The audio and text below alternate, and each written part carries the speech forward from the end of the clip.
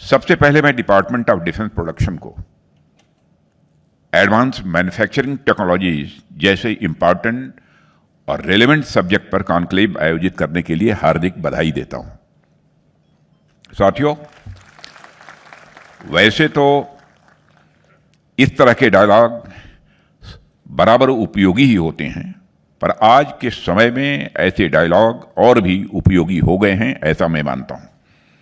जब पॉलिसीज बनाने वाले लोग, इंडस्ट्री से जुड़े हुए लोग, स्टार्टअप से जुड़ा हुआ यूथ, एकेडमी से जुड़े रिसर्चर्स जब एक साथ बैठते हैं तब स्वाभाविक रूप से कई नई आइडियाज भी जन्म लेती हैं। अभी थोड़ी देर पहले मुझे एग्जीबिशन देखने का अवसर मिला है। वहां मैंने अलग अलग एमएसएमईज और इनोवेटर्स द्वारा डेवलप किए गए कई नए प्रोडक्ट्स और टेक्नोलॉजीज को भी देखा है। मुझे यह देखकर अच्छा लगा कि हमारी स्मॉल और मीडियम इंडस्ट्रीज एक नई सोच और नई टेक्नोलॉजीज के साथ आगे बढ़ रहे हैं और देश को आत्मनिर्भर बनाने में अपनी महत्वपूर्ण भूमिका का निर्वाह कर रहे हैं। आज 100 से अधिक चैलेंजेस के साथ डिफेंस इंडिया स्टार्टअप चैलेंज का 14th एडिशन भी जारी किया गया है। डिस्क की अब तक की सक्सेस को देखते हुए 100 से अधिक चैलेंजेस पहली बार हमारी डीपीएसयू द्वारा दिए जा रहे हैं। मैं सभी इनोवेटर्स को डिस्क के नए एडिशन के लिए हार्दिक शुभकामनाएं देता हूं। साथियों, इस कॉन्क्लेव का जो मुख्य लक्ष्य है वह यही है कि हम इस दिशा में सोचें कि कैसे हमारे एमएसएमईज को डिफेंस मैन्युफैक्चरिंग वैल्यू चेन के साथ और अधिक जोड़ा जा सके, क्योंकि जब छोटे उद्योग बड़े डिफेंस प्रोग्राम्स का हिस्सा बनेंगे तो हम इनोवेशन की गति को और तेज कर पाएंगे। साथियों, यदि हम थोड़ा पीछे जाकर देखें तो स्पष्ट होता है कि एमएसएमईज का कंसेप्ट भारत में कोई यह नया कंसेप्ट नहीं है, बल्कि इनकी जड़ें हमारी ट्रेडिशनल रूरल इकोनॉमी से गहराई से जुड़ी हुई हैं। 19th सेंचुरी तक भारत की इकोनॉमी मुख्यतः आत्मनिर्भर गांवों पर आधारित थी, जहां लाइवलीहुड के अधिकांश साधन स्थानीय स्तर पर ही उपलब्ध थे। गांवों में छोटे उद्योग, कारीगरी और ग्रामोद्योग की सशक्त परंपरा थी, जिसने इकोनॉमी को लंबे समय तक स्थिर बनाए रखा और केवल स्थिर ही नहीं बनाए रखा बल्कि मजबूत भी बनाए रखा। ग्रामीण जीवन में अधिकांश जरूरतें जैसे फूड ग्रेन्स हों, दालें हों, कपड़े हों, अन्य दैनिक उपयोग की जो वस्तुएं होती हैं, गांव के भीतर ही पूरी हो जाती थी, जिससे बाहरी निर्भरता स्वाभाविक रूप से कम हुआ करती थी। यह दिखाता है कि उस समय की व्यवस्था कितनी बैलेंस्ड और कितनी ऑर्गेनाइज्ड थी। कपड़े बनाने की हमारी कला इतनी प्रोग्रेसिव थी कि भारतीय कपड़ों की पहचान पूरी दुनिया भर में थी। कई विदेशी यात्रियों ने भी लिखा है कि भारत में इतने बारीक कपड़े बनाए जाते थे कि अच्छे खासे लेंथ वाले कपड़ों को मुट्ठी भर में समेटा जा सकता था। इसी तरह यदि हम मेटलर्जी की बात करें तो भारत की यह परंपरा भी काफी समृद्ध रही है। इसका एक प्रसिद्ध उदाहरण दिल्ली में स्थित हमारा आयरन जो पिलर है वह है। सदियों बीत जाने के बाद भी यह पिलर जंग से पूरी तरह से मुक्त खड़ा हुआ है। लेकिन समय के साथ परिस्थितियां बदलती हैं, परिस्थितियां यहां भी बदलने लगी। जैसे जैसे मॉडर्न एरा की शुरुआत हुई है, नए नए इन्वेंशन सामने आए हैं और इंडस्ट्रियल डेवलपमेंट की गति स्वाभाविक रूप से तेज बढ़ने लगी है। स्टीम इंजन, इलेक्ट्रिसिटी और मॉडर्न ट्रांसपोर्ट सिस्टम्स के विकास ने आर्थिक गतिविधियों का स्वरूप बदलना प्रारंभ कर दिया। प्रोडक्शन का स्तर नेशनल और ग्लोबल लेवल तक फैलने लगा और इस बदलाव के साथ लार्ज स्केल प्रोडक्शन और ग्लोबल मार्केट्स की अवधारणा सामने आई। स्वाभाविक था, इंडस्ट्रीज का विस्तार हुआ, टेक्नोलॉजी का उपयोग बढ़ा और जो हमारी इकोनॉमिक एक्टिविटीज पहले के कंपैरिजन में अधिक व्यापक होती गई। लेकिन इन सभी बदलावों के बावजूद जो हमारे छोटे उद्योग हैं, उन छोटे उद्योगों और लोकल इंटरप्रेन्योर्स की भूमिका किसी भी सूरत में कम नहीं होने पाई। वो कल जितने इंपॉर्टेंट थे, मैं मानता हूं आज भी उतने ही वे इंपॉर्टेंट हैं और भविष्य में भी उतने ही इंपॉर्टेंट रहेंगे। चाहे हमारी इकॉनमी कितनी भी डेवलप्ड क्यों न हो जाए, एमएसएमईज हमेशा इनोवेशन और रोजगार सृजन और स्थानीय आर्थिक विकास के महत्वपूर्ण आधार बने रहते हैं। और साथियों, जैसे जैसे दुनिया में इंडस्ट्रियल डेवलपमेंट बढ़ा, कंपटीशन का स्वरूप भी स्वाभाविक रूप से बदलने लगा। एक और हमारे जो पारंपरिक कारीगर थे, जो अपने स्किल, अपने हार्ड वर्किंग से चीजें बनाते थे, दूसरी ओर मशीनों पर आधारित बड़े कारखाने सामने आने लगे, जहां पर मास प्रोडक्शन होना प्रारंभ हो गया। अब जरा सोचिए, जहां एक कारीगर कई दिनों की मेहनत से एक साड़ी या कपड़ा बनाता था, वहीं मशीनों से एक ही दिन में सैकड़ों और हजारों कपड़े तैयार होने लगे। ऐसे में जाहिर सी बात है कि उस कंपटीशन का सामना करना ट्रेडिशनल कारीगरों के लिए आसान नहीं था। यही वह समय था जब ट्रेडिशनल प्रोडक्शन और आधुनिक इंडस्ट्रियल प्रोडक्शन के बीच बड़ा गैप पैदा होने लगा। आजादी के बाद हमारे पॉलिसी मेकर्स ने इस स्थिति को समझा और देश में इंडस्ट्रियलाइजेशन को बढ़ावा देना प्रारंभ किया, उस पर विशेष ध्यान भी दिया। बड़े उद्योग स्थापित किए गए, मॉडर्न मशीन्स भी लगाई गई और मैन्युफैक्चरिंग सेक्टर को मजबूत बनाने की कोशिश भी की गई। साथ ही यह भी समझा गया कि स्मॉल और मीडियम इंडस्ट्रीज यानी एमएसएमई हमारी इकोनॉमी की बैकबोन है। इसलिए इस सेक्टर को बढ़ावा देने के लिए अलग अलग पॉलिसीज और योजनाएं भी बनाई गई। साथियों, आज जब हम एडवांस्ड मैन्युफैक्चरिंग और आर्टिफिशियल इंटेलिजेंस और नई टेक्नोलॉजीज की बात करते हैं, तब भी एमएसएमईज इस परिवर्तन की प्रोसेस में एक अहम भागीदार बनकर सामने आते हैं। आज के समय में ऑटोमेशन, आर्टिफिशियल इंटेलिजेंस, रोबोटिक्स और एडिटिव मैन्युफैक्चरिंग जैसे इनोवेशंस पूरी दुनिया में मैन्युफैक्चरिंग को बदल रहे हैं। और इसके साथ साथ डिजिटल ट्विन्स और सिमुलेशन टेक्नोलॉजीज भी नई अपॉर्चुनिटीज को खोल रही हैं। डिजिटल ट्विन यानी कि किसी रियल सिस्टम का वर्चुअल मॉडल तैयार किया जाए, इस तरह की तमाम टेक्नोलॉजीज हमें कॉम्प्लेक्स सिस्टम्स को समझने और बेहतर निर्णय लेने में मदद करती हैं। इसलिए यह आवश्यक है कि हमारे एमएसएमईज और स्टार्टअप्स इस टेक्नोलॉजीज के साथ जुड़ें, ताकि उनकी रिसोर्सेस और उनकी क्षमता का ऑप्टिमम यूटिलाइजेशन हो सके। साथियों, एमएसएमईज की क्षमता में कैसे वृद्धि हो, इसके लिए एक और महत्वपूर्ण विचार स्वाभाविक रूप से इंटीग्रेशन का भी है। यह इंटीग्रेशन दो तरीके से हो सकता है, हॉरिजॉन्टल और वर्टिकल। यदि हम हॉरिजॉन्टल इंटीग्रेशन की बात करें तो इसका यह अर्थ है कि अलग अलग क्षेत्रों में एमएसएमईज आपस में जुड़ें, एक दूसरे के अनुभवों से सीखें और मिलकर काम करें।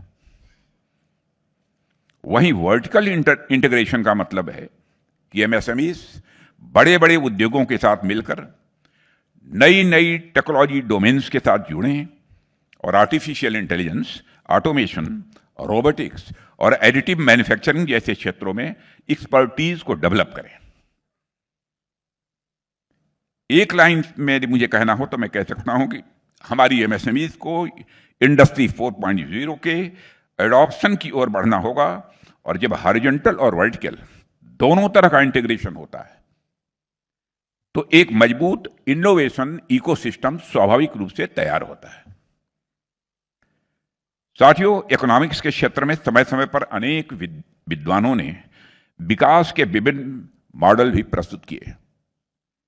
यहां मैं दो प्रमुख इकोनॉमिस्ट कॉलिन क्लार्क और साइमन कुजनेटस का उल्लेख करना चाहूंगा।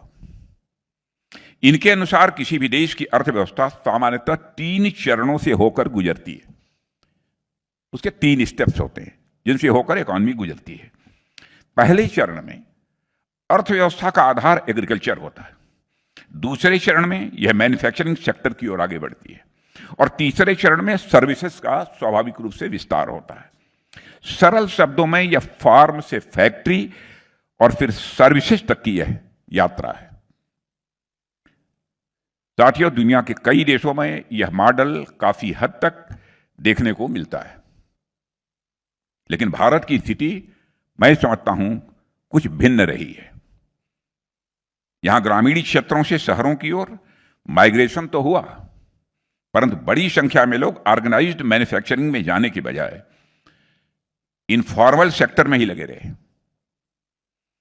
इसका परिणाम यह हुआ कि मैन्युफैक्चरिंग सेक्टर अपेक्षित गति से विकसित नहीं हो पाया और आज भी भारत की जीडीपी में इंडस्ट्री का कंट्रीब्यूशन लगभग 15 to 16% के आसपास है, जो यह दिखाता है कि एमएसएमईज के आगे बढ़ने की अपार संभावनाएं हम लोगों के समक्ष मौजूद हैं। विशेष रूप से मैन्युफैक्चरिंग के विस्तार के माध्यम से हम अपनी इकोनॉमी को और अधिक मजबूत बना सकते हैं। अब इस दिशा में आगे बढ़ने की जिम्मेदारी मैं समझता हूं उद्योग जगत और हमारे इनोवेटर्स पर है और मैं समझता हूं यह हम सभी का यह राष्ट्र धर्म है। साथियों, पिछले एक डिकेड में सरकार ने एमएसएमई सेक्टर को मजबूत बनाने के लिए कई महत्वपूर्ण कदम उठाए हैं, उसकी मैं यहां चर्चा नहीं करूंगा, आप सब जानते हैं। 2014 के बाद हमारे प्रधानमंत्री ने इस सेक्टर के विस्तार पर लगातार ध्यान दिया है।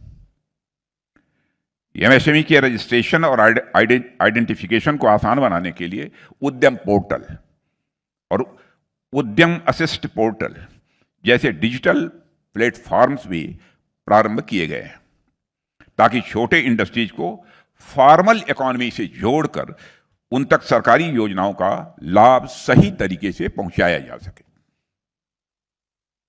अगर मैं आंकड़ों की बात करूं तब भी यह परिवर्तन साफ देखने को मिलता है।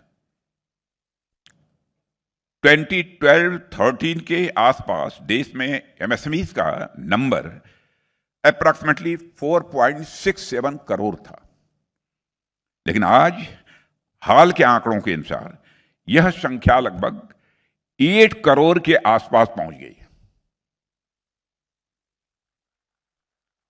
यानी पिछले लगभग एक डिकेड में इस सेक्टर में काफी एक्सपेंशन हुआ है, तभी न इतनी बड़ी संख्या हमको देखने को मिल रही है।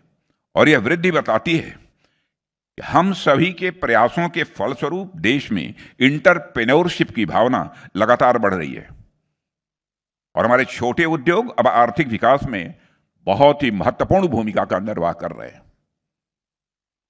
इस बार के बजट में भी आपने देखा होगा कि हमारे प्रधानमंत्री के नेतृत्व में सरकार ने एमएसएमईज को मजबूत करने की दिशा में कई प्रयास किए हैं।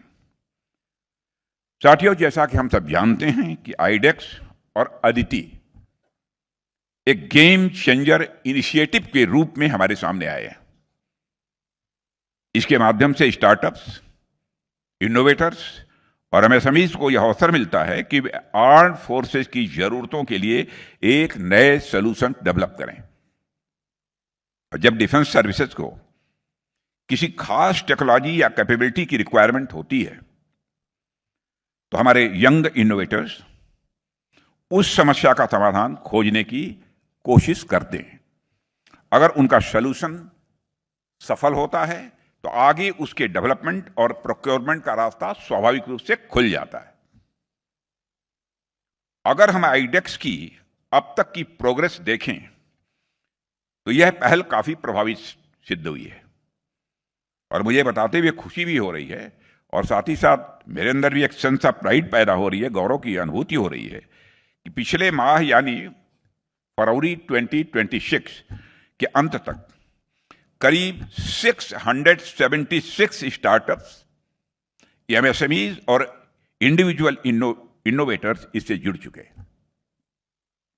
548 कॉन्ट्रैक्ट साइन हुए हैं और 566 चैलेंजेस लॉन्च किए जा चुके हैं और इनमें से 58 प्रोटोटाइप्स को प्रोक्योरमेंट के लिए क्लियरेंस मिल चुका है, जिनकी अप्रॉक्सीमेट वैल्यू लगभग 3,853 करोड़ रुपए है। 45 प्रोक्योरमेंट कॉन्ट्रैक्ट्स भी साइन किए जा चुके हैं, जिनकी वैल्यू करीब 2,326 करोड़ रुपए है। और ये आंकड़े बतलाते हैं कि आज इनोवेशन धीरे धीरे प्रोडक्ट्स और टेक्नोलॉजीज के रूप में सामने आ रहा है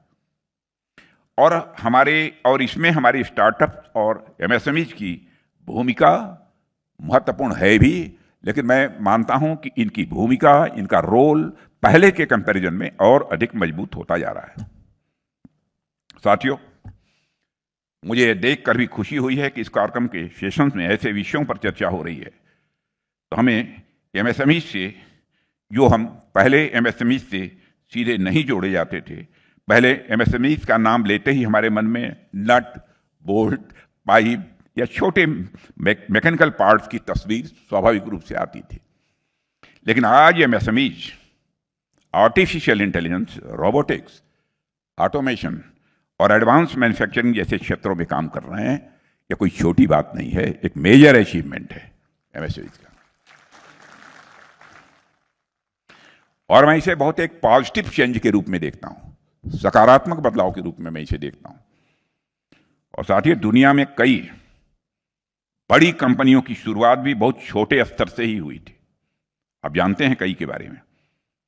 कई इनोवेशंस की शुरुआत एक छोटे गैरेज या वर्कशॉप से प्रारंभ हुई और बाद में वही प्रयास बड़े ग्लोबल इंटरप्राइजेज में बदल गए। इसका संदेश साफ है कि कई बार बड़ा परिवर्तन एक छोटे विचार और छोटे प्रयास से ही प्रारंभ होता है।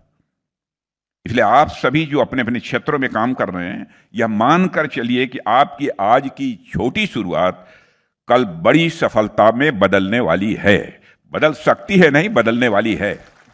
मैं इस कॉन्फिडेंस से यह बात मैं कह रहा हूं। साथियों, जहां तक डिफेंस इंडस्ट्रियल इकोसिस्टम का प्रश्न है, मैं कहना चाहूंगा किसी भी देश के डिफेंस इंडस्ट्रियल इकोसिस्टम को बनाने में जहां पर बड़ी इंडस्ट्री, एमएसएमईज, स्टार्टअप और इनोवेटर्स का हाथ होता है, वहीं सरकार की तरफ से देश की रक्षा जरूरतों के अनुसार क्लियर पॉलिसी पुश का भी हाथ होता है। आज जब पूरी दुनिया रूस और यूक्रेन के साथ साथ ईरान, इजराइल के बीच जारी संघर्ष को देख रही है, तो हम साफ देख सकते हैं कि फ्यूचर वॉरफेयर में ड्रोन्स और काउंटर ड्रोन टेक्नोलॉजी की बहुत बड़ी भूमिका है। आज भारत में एक ऐसे ड्रोन मैन्युफैक्चरिंग इकोसिस्टम के निर्माण की जरूरत है जिसमें हम पूरी तरह से आत्मनिर्भर हों। इसकी आवश्यकता महसूस की जा रही है और यह आत्मनिर्भरता सिर्फ प्रोडक्ट के स्तर पर नहीं होनी चाहिए, बल्कि कंपोनेंट के स्तर पर भी जरूरी है। यानी ड्रोन के मोल्ड से लेकर सॉफ्टवेयर, इंजन और बैटरी सभी भारत में ही बने।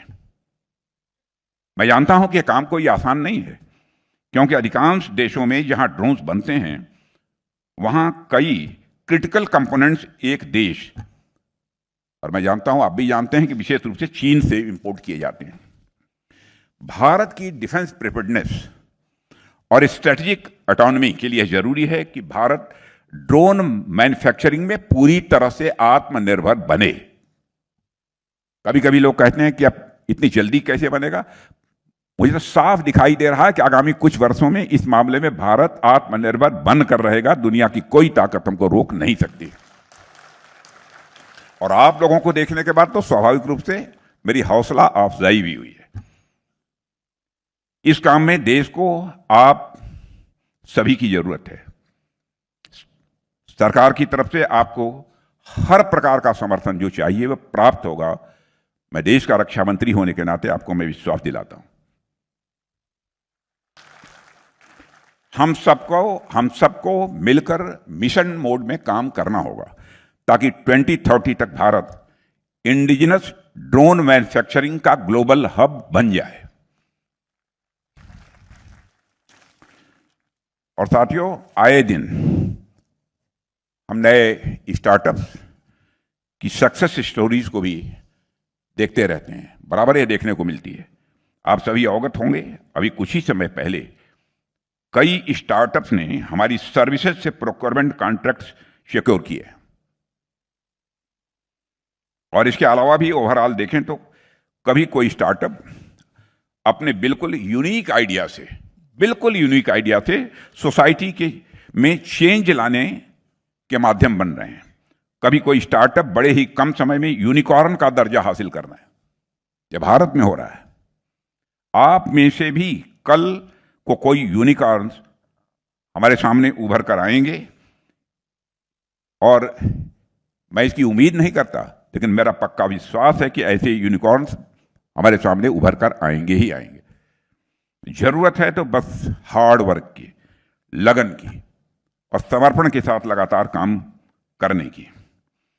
और साथियों, जब हम सभी मिलकर काम करेंगे तभी एक मजबूत इनोवेशन इकोसिस्टम बनेगा।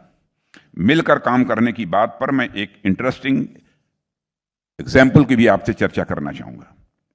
केरल में एक प्रसिद्ध नाव दौड़ होती है, बोट्स की दौड़ होती है, जिसे वल्लम कली कहा जाता है। केरला का कोई होगा तो जरूर जानता होगा वल्लम कली के बारे में। उसमें एक लंबी बोट होती है और उसमें कई लोग एक साथ बैठकर चप्पू चलाते हैं। चप्पू, जब सभी लोग एक ताल और एक लय में चप्पू चलाते हैं तभी वह नाव तेज गति से आगे बढ़ती है। यदि उनमें से कोई एक भी ढीला पड़ जाए तो पूरी उसकी गति प्रभावित हो जाती है। हमारा यह इनोवेशन इकोसिस्टम भी कुछ वैसा ही है। हम सभी उस नाव में बैठे हुए नाविकों की तरह हैं और हम सबके हाथ में एक एक चप्पू है। यदि हम सभी मिलकर पूरी शक्ति और समर्पण के साथ चप्पू चलाएंगे तो हम आगे बढ़ेंगे और अपने लक्ष्य को प्राप्त करने से दुनिया की कोई ताकत हमें रोक नहीं पाएगी। इसी विश्वास के साथ मैं आप सभी से कहना चाहूंगा कि आप अपने क्षेत्रों में पूरी ऊर्जा और उत्साह के साथ आगे बढ़ें, इनोवेशन करें, नई टेक्नोलॉजीज को अपनाएं और देश को आत्मनिर्भर बनाने के इस अभियान में अपना योगदान दें। मैं इस कॉन्क्लेव के सफल आयोजन के लिए secretary department of defence production और उनकी पूरी टीम को तहे दिल बधाई देता हूं और यहाँ उपस्थित सभी पार्टिसिपेंट्स को भी अपनी हार्दिक शुभकामनाएं देता हूं। मुझे पूरा विश्वास है कि यहाँ होने वाली चर्चाएं और विचार आने वाले समय में देश के डिफेंस मैन्युफैक्चरिंग इकोसिस्टम को और अधिक मजबूत बनाने में अपनी बहुत ही महत्वपूर्ण भूमिका निभाएंगे। इसी निवेदन के साथ और आप लोगों से बहुत अधिक अपेक्षा करते हुए, और अपेक्षा मैं जानता हूं सामान्यतः मेरी अपेक्षा खाली नहीं जाएगी, पूरी होकर रहेगी। मैं पुनः आप सबको शुभकामनाएं देता हूं और अपना निवेदन समाप्त करता हूं।